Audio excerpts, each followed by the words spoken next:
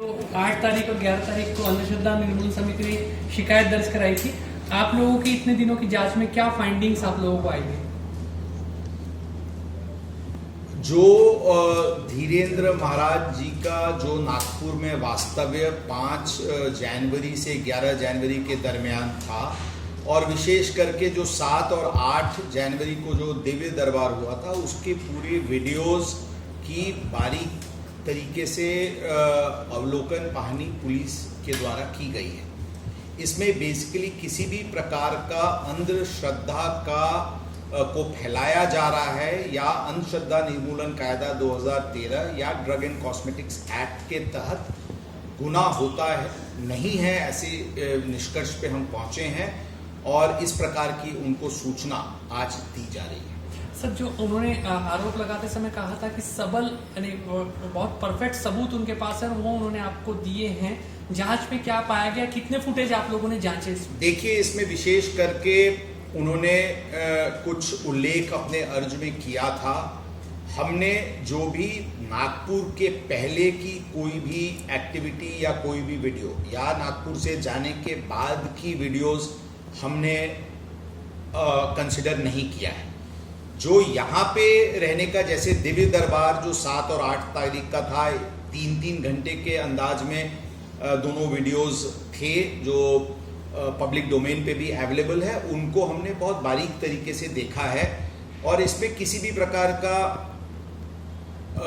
कोई ये जो कायदा है सुपरस्टिशन अंधश्रद्धा निर्मूलन कायदा या ड्रग एंड कॉस्मेटिक्स एक्ट, उसके किसी भी प्रोविजन के अंतर्गत गुनाह नहीं दिख रहा है। जो पूरा टोन एंड टेनर उस पूरी वीडियो में जो महाराज की है, उसमें किसी प्रकार की उनकी इस प्रकार की धारणा कि वो अंधश्रद्धा फैलाना चाहते हैं या कोई चमत्कार करना चाहते हैं, इस प्रकार की कोई भी बात जो कि एक्ट के अंतर्गत गुनाह होता है वैसी नहीं है।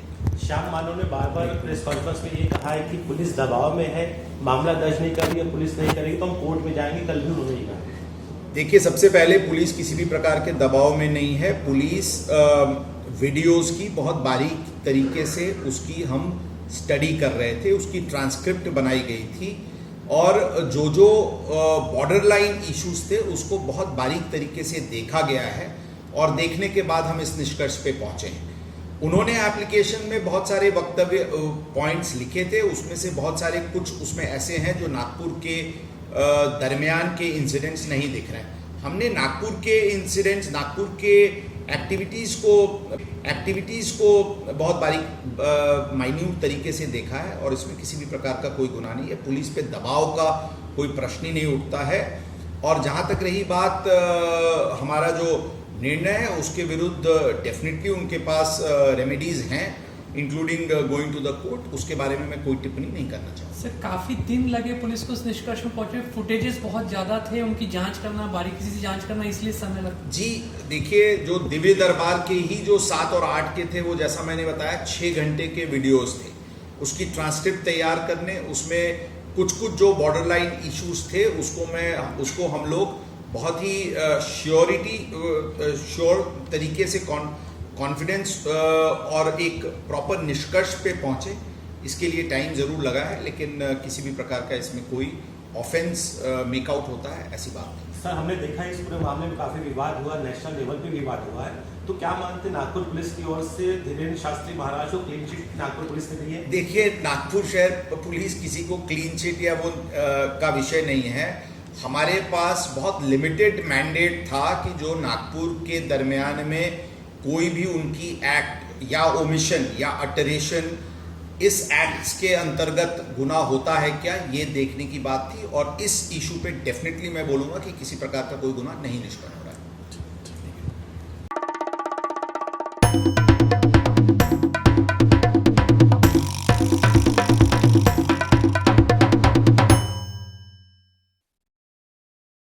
नागपुर में धीरेन्द्र शास्त्री महाराज का दिव्य दरबार लगा था 7-8 तारीख को और उसी की कंप्लेंट श्याम मानव जी ने यहाँ के एसीपी क्राइम में दी गई थी, लेकिन आज उसका उत्तर आया हुआ है। क्या पहली प्रतिक्रिया है श्याम मानव जी की, हम जानते हैं उनसे। सर, क्या बताएंगे आप, आज आपको एक उत्तर दिया गया उनकी तरफ से? महाराष्ट्र शासन की जो कमेटी है जादूटोना विरोधी कायदा प्रचार प्रसार अंमलबजावणी समिति, उसकी ओर से एक कंप्लेंट दी गई थी। एसीपी क्राइम जो होते हैं वो दक्षता प्रमुख अधिकारी होते हैं शहर के, तो उनको ये कंप्लेंट देने के बाद मैं राह देख रहा था कि उनका क्या निर्णय होता है। मैं उनको खुद एक्सप्लेनेशन मांगने वाला था कि उन्होंने क्या किया इसके बारे में। आज खुद होकर उन्होंने मेरे पास राइटिंग में वो भेज दिया और उनका कहना ऐसा है कि इसमें कोई भी कॉग्निजिबल ऑफेंस लागू नहीं होता है। तो पुलिस ने अपना काम किया, उनको लगा वो उन्होंने मेरे तक भेजा है। जहां तक इस कानून के संदर्भ में बात है, तो ये कानून का हर शब्द मैंने फाइनल किया है। सभी पार्टीज को बहुत अच्छे ढंग से ये कानून की बारीकियां उन तक पहुंचाकर उनकी सम्मति प्राप्त की है और इसीलिए कानून एक मत से पूरे महाराष्ट्र में पारित हुआ है। इतना ही नहीं तो उसके बाद में देवेंद्र जी फडणवीस जब मुख्यमंत्री थे, गृह मंत्री थे, उस समय में पूरे महाराष्ट्र में 40 पुलिस ट्रेनिंग लेकर पुलिस अधिकारियों तक ये कानून पहुंचाया है। सब बारीकियां उन तक पहुंचाई हैं, कहाँ लागू होता है कहाँ नहीं लागू होता है, इसकी सभी डिटेल्स उन तक पहुंचाई हैं। गए 8 सालों में मैं इस समिति का अध्यक्ष हूं। जब भी पुलिस मुझे फ़ोन करती है, कोई कंप्लेनेंट फ़ोन करता है तो मुझे पुलिस से बात करनी होती है। डायरेक्ट पुलिस भी फ़ोन करती है क्योंकि मैं उनके ट्रेनिंग कर चुका हूं। तो मैं फिर सलाह देता हूं कि कानून कैसे लागू होता है, कैसे लागू नहीं होता है, वगैरह वगैरह वगैरह। उसके आधार पर कई कंप्लेंट्स, सैकड़ों कंप्लेंट्स आज तक दर्ज की गई है। इस बैकग्राउंड पे जब मैंने लिखित फॉर्म में लिख कर दिया यहां कानून लागू होता है, और एक ही कानून नहीं 2 कानून लागू होते हैं, महाराष्ट्र का जादू टोना विरोधी कानून और उसी के साथ में drugs and magic remedies act 1954, तो पुलिस का कहना है कि ये लागू नहीं होता है। तो मुझे इसका अचरज नहीं हुआ, क्योंकि पुलिस पर किस ढंग का प्रेशर हो सकता है इसके मुझे अच्छे ढंग से जानकारी है। और ये प्रेशर कोई केवल पॉलिटिकली होगा ऐसा नहीं है, लॉ एंड ऑर्डर सिचुएशन का भी प्रेशर हो सकता है। जिस ढंग से इस बारे में पूरे देश में बवाल मच रहा है, तो इसलिए शायद पुलिस ने ये निर्णय लिया है। लेकिन मैं इसके बारे में इतना ही कहूँगा, जहाँ तक मुझे इस विषय का ज्ञान है, जहाँ तक मुझे इस कानून की बारीकियाँ अच्छे ढंग से मालूम है, drugs and magic remedies act 1954 में बड़े पैमाने पर गए 25-30 सालों से हम उसका उपयोग कर रहे हैं। उसके जरिए कई केसेस आज तक दाखिल हुई हैं। तो ये कानून, दोनों कानून लागू होते हैं। सर, पुलिस का कहना है कि 6 घंटे का, दोनों दिन का 6 घंटे का वीडियो हमने पूरी बारीक नज़र रखकर उसको खंगाला है, तपासा है। उसमें कोई भी ऐसा इंसिडेंट नहीं है कि जो अंधश्रद्धा फैलाए या कोई चमत्कारी उसमें कुछ दिखा, ऐसा कुछ भी नहीं दिखा। तो क्या आपने कुछ 2 इंसिडेंट उनके सामने रखे थे? क्या आपने हर एक शब्द भी उनके सामने रखा था? उनको इतना ही नहीं कि वीडियो फॉर्मेट में दिया था, शब्द से शब्द भी आपने उनको दिया था, उसके बावजूद भी न लगने का कारण क्या हो सकता है? नहीं, मैंने पहले ही कहा कि ये कानून इतने सालों से मैं जानता हूँ, उसका हर शब्द फाइनल किया है, सैकड़ों लोगों से बात कर फाइनल किया है, उसका ट्रेनिंग भी किया है। तो मैं तो जानता हूँ कि कानून लागू होता है। साथ में इतना भी है कि इस कानून के दायरे के बाहर की जो लोग समझते हैं, जैसे कि पहले के उनके वीडियोस, उसको भी कानून लागू होता है। क्योंकि इस कानून के तहत, जादू टोना विरोधी कानून के तहत, प्रचार और प्रसार करना भी कानूनन अपराध है। वो चाहे चीज बाहर घटी हो, यानी बाहर के उनके दिव्य दरबार है, उसके जो वीडियोस उपलब्ध है यूट्यूब पर और नागपुर के लोग देख सकते हैं और देखते हैं, और उस वीडियोस के हिस्से भी हमने पुलिस के सामने जमा किए हैं, उसको भी लागू होता है। सर, आपने क्योंकि स्वतंत्र रूप से प्रचार प्रसार करना यह भी कानून से अपराध है और इक्वली अपराध है। तीसरी बात ऐसी है कि औरंगाबाद हाईकोर्ट जो है, औरंगाबाद हाईकोर्ट ने एक निर्णय दिया है, उससे ये कानून को और ज्यादा व्यापक बनाया है। और उसमें तो यहां तक बात है कि अगर कोई भगवान के नाम पर, किसी बाबा के नाम पर अगर कोई आश्वासन देता है कि तुम्हें नौकरी लगेगी, तुम्हें शादी तुम्हारी हो जाएगी, तुम्हारी परीक्षा में सुधार हो जाएगा, इस ढंग का आश्वासन देता है, वो भी इस कानून के तहत अपराध होता है, ऐसा हाईकोर्ट के बेंच ने कहा है। और इसका मतलब ये होता है कि हाईकोर्ट के बेंच का जो निर्णय होता है वो महाराष्ट्र से, यानी स्टेट के लिए कानून बनता है। तो इसलिए तीनों के कारण ये अपराध साबित होता है, यानी अपराध साबित नहीं होता है, उसके तहत एफआईआर दर्ज करना है और आगे उसको अपराध कर कर साबित होता है नहीं होता है, कोर्ट में केस चलेगा, वो तो कोर्ट का अधिकार होता है। लेकिन कानून के तहत ये लागू होता है, इतना डेफिनेटली मैं कह सकता हूँ। सर, आपने बोला था कि यहाँ के जो दक्षता अधिकारी होते हैं, अगर गुनाह नहीं दाखिल करते तो उन पे भी गुनाह दाखिल हो सकता है। बिल्कुल बात सही है। इस बात की कल्पना मैंने बहुत अच्छे ढंग से एसीपी क्राइम जी को दी थी, क्योंकि वो नागपुर के समन्वयक दक्षता अधिकारी है, इन शॉर्ट वो चीफ दक्षता अधिकारी है, और उनके पास मैंने कंप्लेंट दी है। उनको इस घटना का संज्ञान लेना, अगर ये शुरू है तो उसको रोकना, प्रतिबंधित करना, एफआईआर दाखिल करना और आगे की कार्रवाई करना, ये उनका अधिकार भी है और कर्तव्य भी है। इस कानून के तहत एक प्रावधान है कि अगर कोई व्यक्ति अप्रत्यक्ष सहाय्य करती है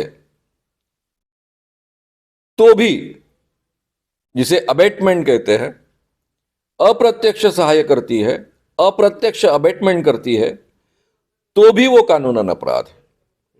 और इसलिए मैंने हमारे दक्षता अधिकारी जी को समझाया था कि आप जो भी निर्णय लो, मुझे पहले से पता था कि काफ़ी पॉलिटिकल प्रेशर होगा, तो आपके बड़े अधिकारी आपको कहेंगे, आप मानेंगे, वो सब छूट जाएंगे, उनको कुछ नहीं होगा, लेकिन आपको आगे चलकर दिक्कतें खड़ी होगी।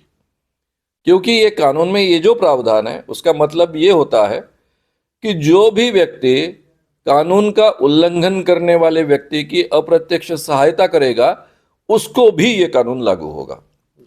अगर आपकी जिम्मेदारी है कि आपको ये कानून लागू करना है उन पर और आप करते नहीं हो, यानी अपने कर्तव्य से चूक जाते हो, तो इसका मतलब आप अप्रत्यक्ष उसकी सहायता कर रहे हो, और अप्रत्यक्ष सहायता करने के कारण ये कानून आपको लागू हो जाएगा। वैसे मेरे दिमाग में ये स्पष्ट था, क्योंकि सभी पुलिस ट्रेनिंग में मैंने ये बातें समझाई है। इतना ही नहीं तो गए 8 सालों से कानून की सभी बारीकियों का अलग अलग ढंग से मैं उपयोग कर रहा हूँ, तो इसलिए मेरे मन में डाउट नहीं था। इसके बावजूद मैंने एक हाईकोर्ट के वकील से ये बात को पूछा। वो पहले तो बोले नहीं लागू होता, बोले, फिर उन्होंने अबेटमेंट की व्याख्या मुझे बताई, अबेटमेंट की व्याख्या की तरफ उनका ध्यान मैंने खींचा, तो बोले बराबर है आपका, बिल्कुल लागू होता है, यानी उसमें ओमिशन भी है, लागू होता है। अगर कोई कृत्य आप नहीं करते हो, उसको ओमिट करते हो, तो भी लागू होता है। तो कहने का मतलब ऐसा है कि ये लागू हो सकता है, इसकी जानकारी मैंने पहले ही दी थी। और आज तक ऐसा होता है कि कभी भी अपने कर्तव्य को पूरा नहीं किया, इसलिए हमारे यहाँ शासन के जो अधिकारी होते हैं उनके प्रति कभी भी कोई एक्शन नहीं ली जाती। इसलिए एक रवैया तैयार हो जाता है कि ले तो ले, नहीं तो नहीं ले, इस ढंग का एक एटीट्यूड होता है। इसीलिए कानून में वो प्रावधान रखा है, जादू टोना विरोधी कानून में, इन पे तो इसका एक्शन हो सकती है। सर, आपके ना बहुत बार हमने देखा था कि बहुत मीडिया वालों के आपने बताया था कि तत्कालीन राज्य मंत्री आतराम की आप याद दिलाते थे जी, तो वो आप बोलते थे कि ये तो गरीबों के में ये लागू होगा और जो श्रीमंत होंगे उनको ये कानून ये लागू नहीं होगा, तो ये इसका भी आज खुलासा कर दीजिए। 2005 में जब ये कानून के सुधार का प्रयास मैं कर रहा था, कई एमएलएस को मिल रहा था, तब सामाजिक न्याय विभाग के राज्य मंत्री, कैबिनेट मंत्री तो चंद्रकांत जी हांडोरे थे। वे तो बहुत ही उन्हीं के कारण ये कानून की यानी सब कसरत शुरू थी, उसके लिए सुधार करने का प्रयास शुरू था। लेकिन वो मुझे कह रहे थे, राज्य मंत्री, कि आप ये कानून लागू करोगे, बहुत मेहनत ले रहे हो, आपकी सदिच्छा बहुत है, लेकिन ये कानून बनने के बाद में केवल आदिवासी और हम आदिवासी, यानी वो आदिवासी होने के कारण हम आदिवासी और दलितों के खिलाफ इस कानून का उपयोग होगा। उन्होंने साफ शब्दों में कहा था कि उच्च वर्णीय लोगों के खिलाफ इस कानून का उपयोग नहीं होगा। उच्च भ्रू, उच्च वर्णीय, ऐसे शब्दों का उन्होंने उपयोग किया था। सर, तब मैंने उनको बहुत कन्विंस करने की कोशिश की थी कि ऐसा कैसा होगा, कानून कानून होता है, सबको लागू होता है, केवल कुछ लोगों को लागू होगा, कुछ लोगों को लागू नहीं होगा, ऐसा कैसा होगा। लेकिन अभी जो सिचुएशन क्रिएट हुई इस कानून के बारे में कुछ दिनों में, तो मेरे दिमाग में वो बात बार बार घूमते आई कि उन्होंने कहा था, वो बात सच तो नहीं साबित हो रही है। सर, अभी अभी अभी आपकी आगे की भूमिका क्या होने वाली है? अभी आप इस संदर्भ में जो अभी मुख्यमंत्री इसके अध्यक्ष है, उनने सामाजिक न्याय विभाग उनके पास में उनसे बात करने वाले हो, या फिर उसके बाद में आपका और एक मंच खुला है ये वाला कि आप कोर्ट में भी जा सकते हो, तो अभी अभी नेम की आपकी भूमिका क्या होने वाली फिर? देखिए, ये कानून 40 सालों से हम जो अखिल भारतीय अंधश्रद्धा निर्मूलन समिति काम करते आई है, उस काम के जरिए ही बना है। इसके लिए भी बहुत मेहनत सबको लेनी पड़ी है। यानी मेरे अकेले की मेहनत या केवल मेरे संगठन की मेहनत नहीं है, काफ़ी लोगों की इसमें मेहनत है। इतने मेहनत से जो कानून बना है वो सिलेक्टिवली उपयोग में लाया जाएगा, और जब चाहे पुलिस तब सिलेक्टिवली उपयोग में लाएगी, जब चाहे वो पुलिस अपने सिलेक्टिवली उपयोग में नहीं लाएगी। ऐसा कैसा चलेगा? कानून कानून होता है, कानून ने अपना काम करना चाहिए, उसमें कोई भी बड़ा आदमी हो छोटा आदमी हो उस पर काम करना चाहिए। इसलिए ये मुद्दा अभी धीरेन्द्र कृष्ण महाराज तक सीमित रहा ही नहीं। धीरेन्द्र कृष्ण महाराज के लिए इस कानून का उपयोग होता है नहीं होता है, उनको अरेस्ट होती है नहीं होती है, ये मुद्दे को कोई महत्व ही नहीं बचा है।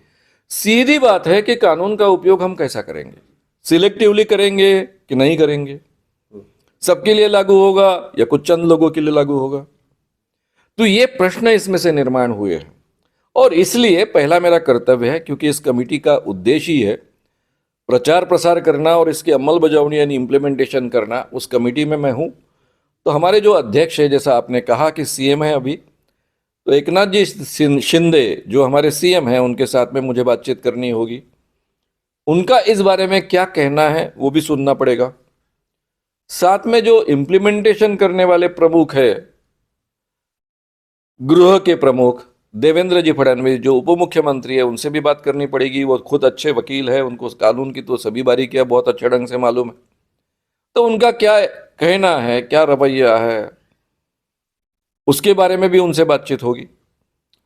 फिर तीसरी एक महत्व की व्यक्ति है जो महाराष्ट्र के पुलिस के इस कानून के लिए चीफ दक्षता अधिकारी है, प्रमुख दक्षता अधिकारी है। उनके साथ बातचीत होगी, उनका क्या कहना है ये समझ लेना पड़ेगा। ये तीन व्यक्तियों का एक कहना एक बार समझ में आ गया तो फिर शासन की एग्जैक्टली यानी गवर्नमेंट की एग्जैक्टली भूमिका इस बारे में क्या है वो स्पष्ट हो जाएगी, और उसके बाद में फिर क्या सोचना है ये सोचना पड़ेगा। सीधी सी बात है कि ये कानून का जो निर्णय आया है औरंगाबाद खंडपीठ का, वो बहुत ही व्यापक है। ऐसे ही एक चीज पर एक्शन नहीं ली थी पुलिस ने। मैंने सलाह दी थी वकीलों को और पुलिस को, सरकारी वकील होते हैं उनको, कि नहीं आपको कानून के लिए एक्शन करना चाहिए, कानून में बैठता है। इसके बावजूद उन्होंने एक्शन नहीं ली। तो फिर औरंगाबाद हाई कोर्ट ने निर्णय देते समय बहुत लताड़ा भी है, कानून को व्यापक भी बनाया है। यानी इतना व्यापक बना दिया कि अगर आप भगवान के नाम पर या किसी बाबा के नाम पर कोई आश्वासन देते हो कि आपका भला होगा, आपके परीक्षा में सुधार हो जाएगा, आपका व्यवसाय बढ़ेगा, आपकी शादी हो जाएगी, इस ढंग का भी कोई आश्वासन देता है तो कानूनन अपराध उन्होंने तय किया है। और हाईकोर्ट का निर्णय जो होता है वो केंद्र के लिए राज्य के लिए हाईकोर्ट का निर्णय, उस हाईकोर्ट का निर्णय उस राज्य के लिए कानून बनता है। तो नेचुरली ये तीनों के तहत ये उल्लंघन है। तो ये उल्लंघन है, ये तो फैक्ट है, इसलिए उनके पास जाने के अलावा दूसरा कौन सा चारा बचेगा आगे चलकर। लेकिन मुझे ऐसा लगता है कि शासन है, शासन की अपनी मजबूरियां हो सकती है, कुछ कठिनाइयाँ हो सकती है, उसमें से क्या मार्ग निकाला जा सकता है वो देखना चाहिए। और हमेशा प्यार से, और जिसको हम कहते हैं मध्यम मार्ग से या फिर एक दूसरे के सहकार्य से काम करना चाहिए, ये मेरा एटीट्यूड रहा है। तो सबसे पहले शासन स्तर पर ये प्रयास होगा, अगर कोई चारा नहीं बचा तो फिर आगे के कदम उठाए जाएंगे। सर, कब तक ये आपकी बात होंगी? अभी जैसे ही मैं पहुंचूंगा अपने गांव तब होगी।